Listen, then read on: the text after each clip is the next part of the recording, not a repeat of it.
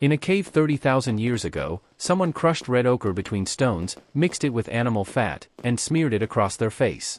Then, for the first time, they looked into still water, and saw themselves as others might. Not as they felt. As they appeared. The gap between those two things created the first shame. From that reflection, a new instinct emerged, one not about biological survival, but about social status. And in human hierarchies, those two are always entangled. The more beautiful you looked, the safer you became.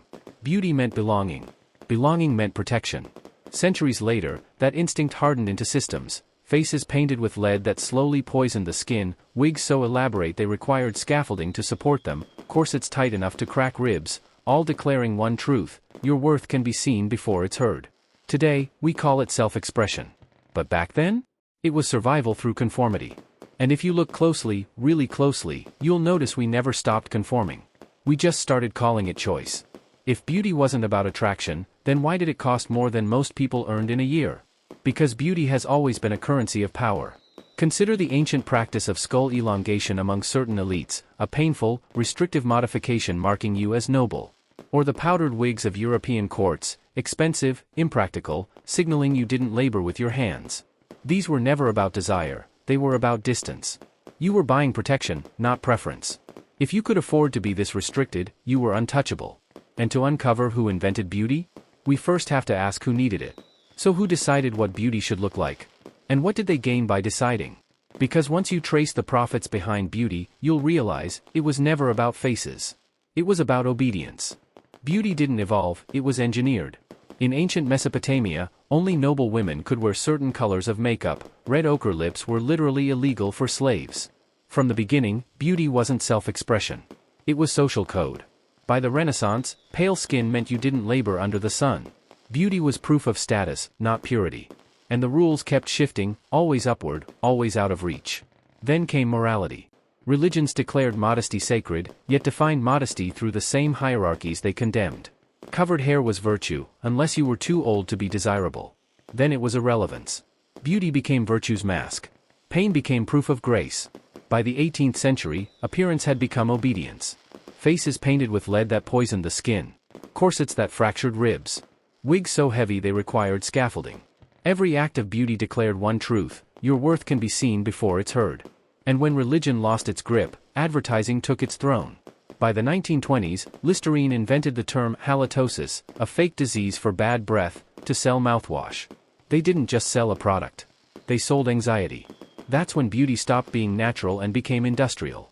Look at your feed right now. Count the faces. Now count how many look genuinely different. That narrowing isn't evolution, it's algorithm-optimized conformity. The modern beauty code convinces you this is natural, evolution, instinct, biology. But that's the biggest lie.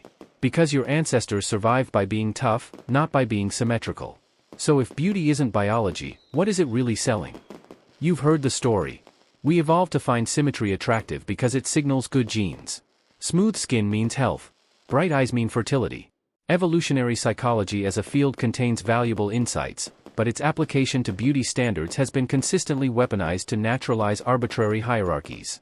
In the late 19th century, anthropologists like Francis Galton, Darwin's cousin, measured skulls, faces, and noses, ranking them by aesthetic superiority.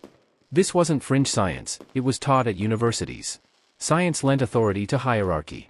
Even today, research claiming universal beauty is biased. A 2019 meta-analysis found that 87% of these studies used predominantly weird populations, Western, educated, industrialized, rich, democratic, then extrapolated globally. Patterns exist, but context defines them. In famine, fullness signals status. In abundance, thinness becomes aspirational. When UV exposure meant labor, paleness indicated wealth. When tanning became leisured travel, darkness became desirable. Biology didn't change, power did. Every modern filter, every AI-enhanced image, inherits this history. The camera isn't neutral, it's coded bias. Algorithms reward conformity to narrow standards, ensuring that perceived imperfections translate into profit. So who profits when your reflection becomes a subscription?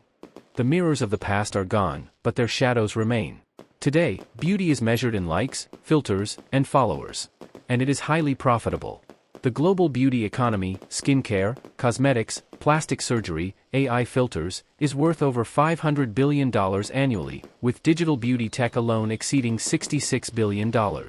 Each product, each app, monetizes dissatisfaction. You weren't born feeling inadequate. You were trained to feel inadequate. Algorithms enforce conformity. TikTok, Instagram, and YouTube don't show random faces, they show ones that generate engagement, longer watch times, more shares, higher conversion rates. Beauty becomes whatever the algorithm has learned keeps you scrolling.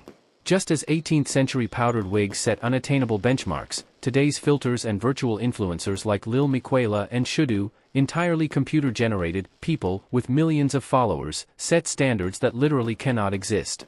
Open your front-facing camera right now. Look at your unfiltered face for 10 seconds. Now open Instagram. Notice the cognitive dissonance, that's the marketplace at work. The lesson is clear, beauty is not neutral. It's a marketplace of compliance. Your gaze, your anxiety, your aspiration, all are commodities. But if the code can be read, can it also be rewritten? Can you reclaim a sense of real beauty in a system built to distort it? If beauty is engineered, it can be decoded. Learn to read manipulation like a language. This skill, aesthetic literacy, is your defense against manufactured inadequacy. When a face seems perfect, could it exist in reality? Borrow the kintsugi principle from Japanese ceramics. When pottery breaks, artisans repair it with gold lacquer, not hiding flaws, but celebrating them. Apply this to beauty. When you notice a wrinkle, a scar, or a feature that doesn't match filtered faces, that's your gold lacquer. It proves you've lived, not that you failed. Define your own algorithm, the mental filter that decides what you consider beautiful. Stop letting Instagram's system choose for you. Curate deliberately, follow creators posting unfiltered photos, discussing beauty industry manipulation, or showcasing diverse bodies and ages.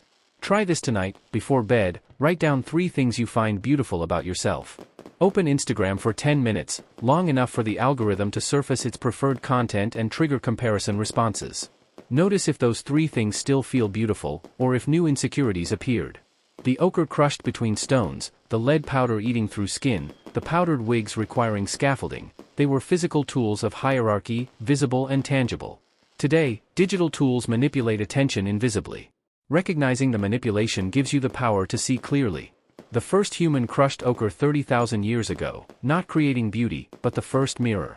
Now ask yourself, will you keep looking into mirrors built to deceive, or define what's real for yourself? The tools have changed, ochre became powder became filters. But the hierarchy persists, those in power still define what's beautiful. And the manipulation continues, you're still taught to feel inadequate. You've learned to read manipulation. You've developed aesthetic literacy. You've defined your own algorithm. Beauty standards are no longer invisible forces, they are tools you can now see. You can choose to follow them consciously, reject them entirely, or negotiate your own relationship with them. Notice your perception over the next week. Specifically track, what beauty comparison thoughts arise? When? After what triggers? Share patterns you discover. From the first human who saw themselves in still water to today's Instagram mirror, you've always been looking at a reflection, never the real thing. Now ask yourself, will you keep staring at distorted reflections, or look away from all mirrors and define what's real for yourself?